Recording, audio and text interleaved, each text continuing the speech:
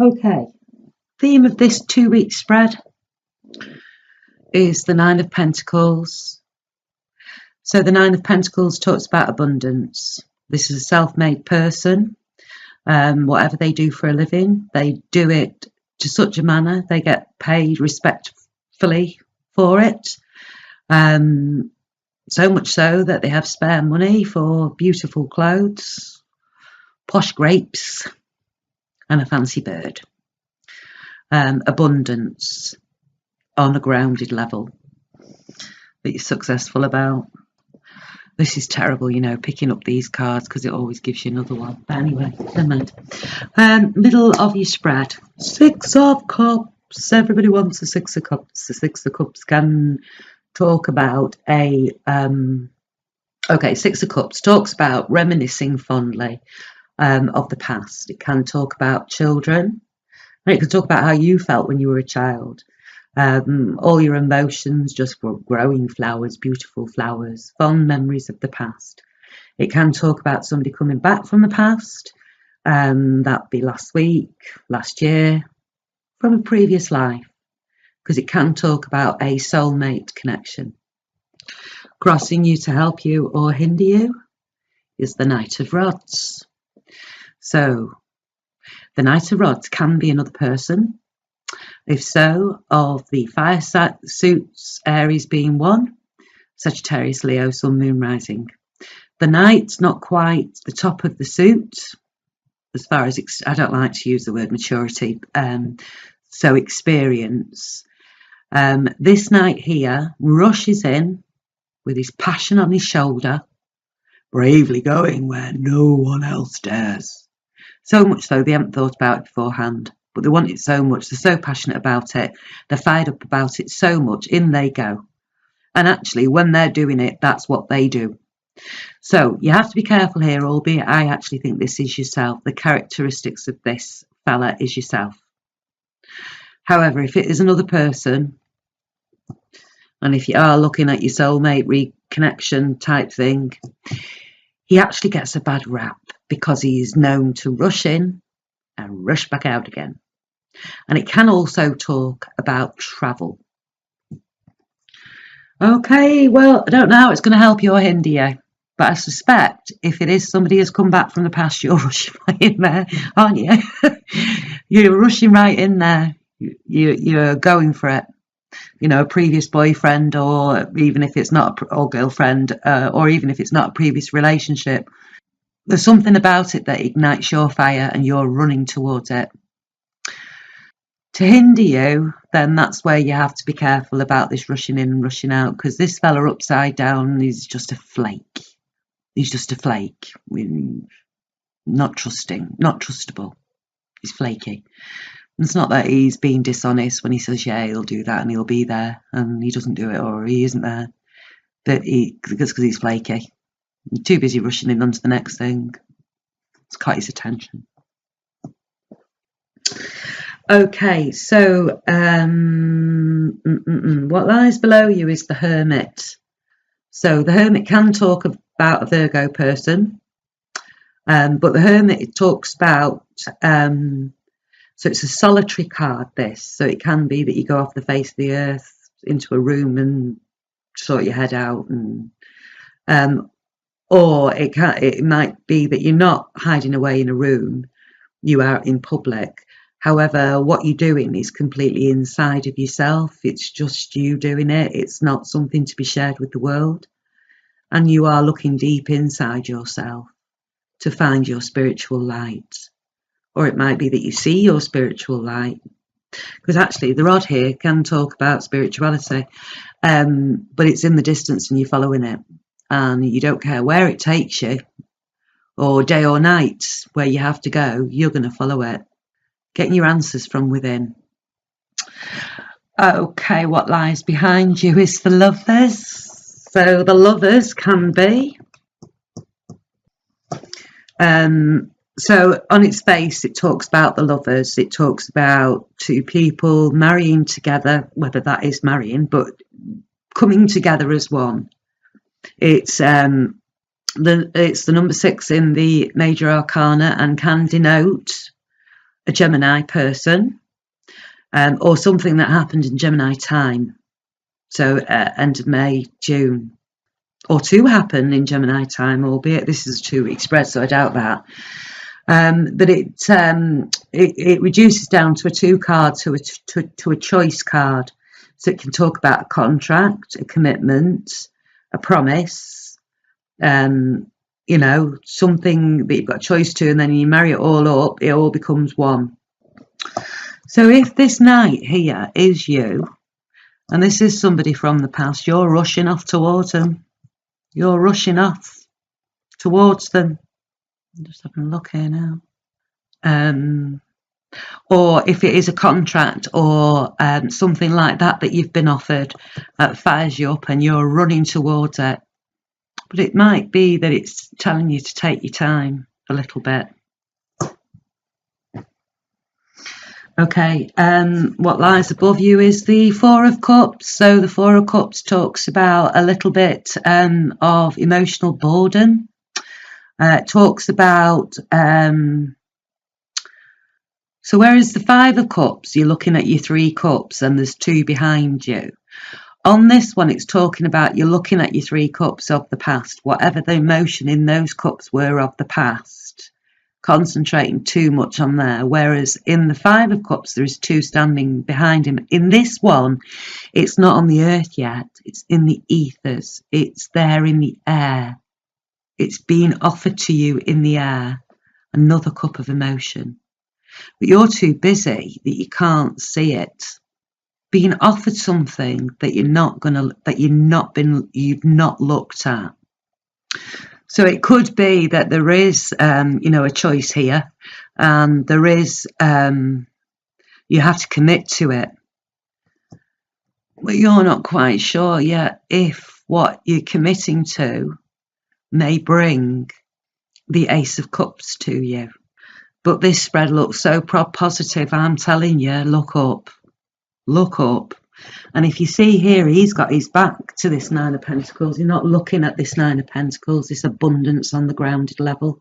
You're not looking at what landing that Ace of Cups onto the ground might bring. Lying in front of you, well, you haven't seen that cup, have you? No. So now someone's offering it to you. Page of Cups. So the Page of Cups, right, so it can talk about a child being of the cup suit, being Pisces, Scorpio, Cancer, Sun, Moon, Rising. And it can talk about a message on the emotional level. But it can be yourself. It can be that you don't actually know what to do with that cup. I mean, is the fish coming out of it? Not even like looking down at it, being afraid of it. It's afraid. This card is afraid. It's afraid to see what's in that cup. And it can be the cup that, if this denotes you, that you're offering out, you're not sure what's in your cup. You're afraid. You're afraid someone's going to say, I don't want to sip out of that, it's got fish in it. And I'm just looking at it now, and actually the eye view, it's down to this Hermit. It might be that, you know, you're on the last leg of this Hermit bit. You know, it might be that you're looking inside yourself to see if your cup's got fish in it. What's the reality of your cup? And it could be, you know, you're thinking that this fella's upside down, and actually, is the fish going to run away or flap away or fly away or whatever? And it might be because you see yourself as heartbroken. 3 of Swords talks about swords being mental words, clarity, truths stuck through your heart so that it'll bleed. You see yourself as heartbroken. You see these 3 swords as these 3 cups here. And that's why you're not looking up, because you're still in hurt mode. Still in hurt mode, still working through that. But it needs to be below you and looking out to your spread, because time has moved now. And this is causing you this. And that's how you see yourself. And you need to look at life in reality, because how other people see you is as happy as Larry. And it might be that you've got a face for the world, and a face for home, but other people see you as emotionally fulfilled. People see you as, you've got your 10 cups. You've got to your 10 cups. The rainbow is coming out of it.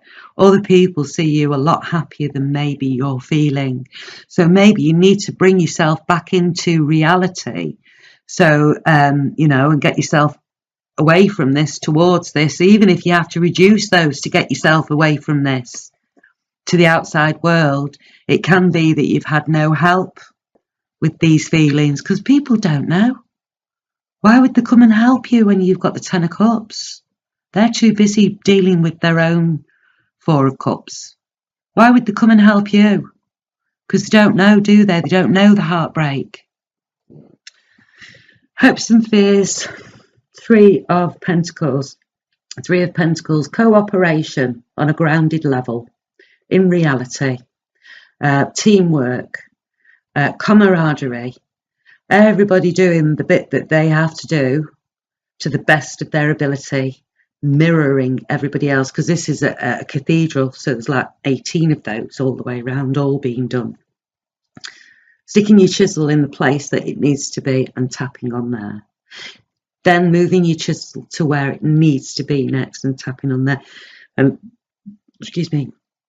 If you're not sure, don't worry, because actually you'll be able to ask for help, and help will be given to you. You need to ask for it. You need to be with like-minded people. Great card, that. And it might be that you're working, in a team towards getting your 10 of cups, to see what is in your cup there. And if we're looking now here, 3 of Swords, 3 of Pentacles. I know that's a 4 of Cups, but actually I think it is split out here to 3 of Cups and Ace. Yeah, that's that cup there. So that's what's on for you at the moment. We're 3 everywhere. 3 everywhere. And of course 6 is double of 3. And of course the Lovers is 6, which is double of 3. So it's all intertwined. And I think you may have got yourself a bit stagnant on that card there. But don't you worry, because your outcome, the Wheel of Fortune.